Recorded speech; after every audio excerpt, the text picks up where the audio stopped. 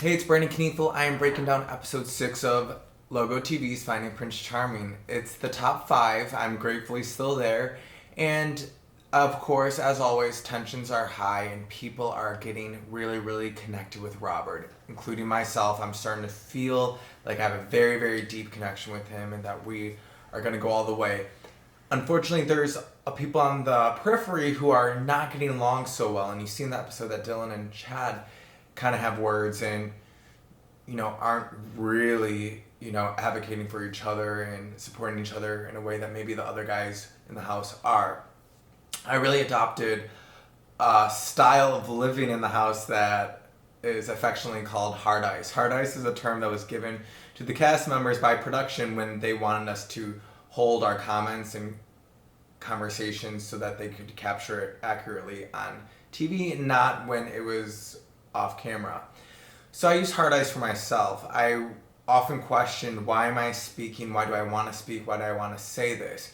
And if I wasn't 100% sure that it was to the benefit of others and myself, then usually I kept it to myself. I really did believe in doing as little harm as possible, and in that methodology I was able to hopefully bring about some goodness into my experience while in the house. And I really do think that I was able to do that because I know I enjoyed my time there and I really had a lot of fun with the guys and with Robert.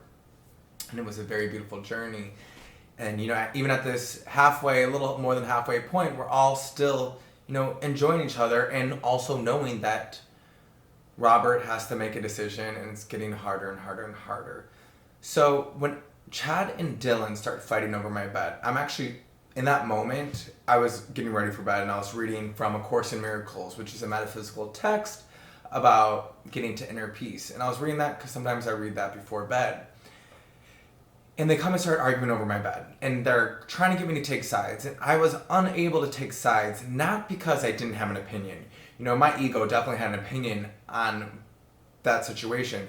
But I knew I couldn't do any good in that moment for them. I knew that they'd have to burn through that argument in that night and readdress it at another time when they were ready to reconcile, if that was possible.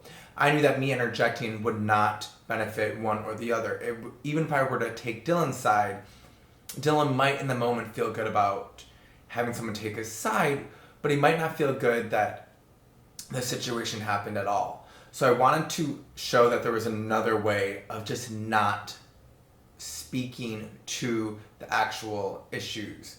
And it wasn't so much as being in denial, because I'm not afraid of drama. I've been in some of the most dramatic situations in my life. I just was very intentional about getting to a place of happiness, and when I'm in a place of happiness, I'm more receptive to love and connecting with others, and that was my main goal on this show. So I had to practice hard ice, which means even though I might have something I think I have to say, or I might want to say, or something to prove, or think I have to prove, I need to just keep my mouth shut for a minute, because chances are that idea is going to pass and it's not going to be as important as it was down the road. So for me, a lot of the thriving and surviving in reality and in real life world is knowing when to speak, and knowing when to speak and when not to speak is such a quality that I've been trying to hone for a long time, because I always want to be right.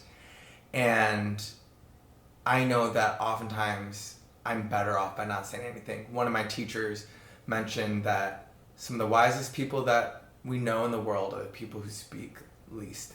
And aside from trying to share what I've learned or what I've come to know, I often want to keep my opinions to myself as long as possible.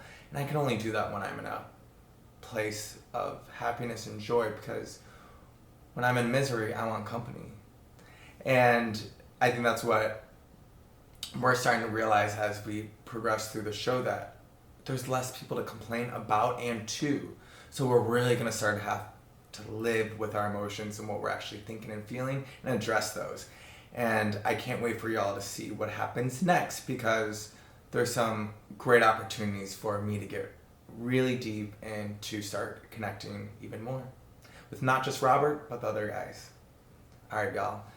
Leave comments or questions if you have them. Otherwise, thank you for tuning in, and we'll talk soon.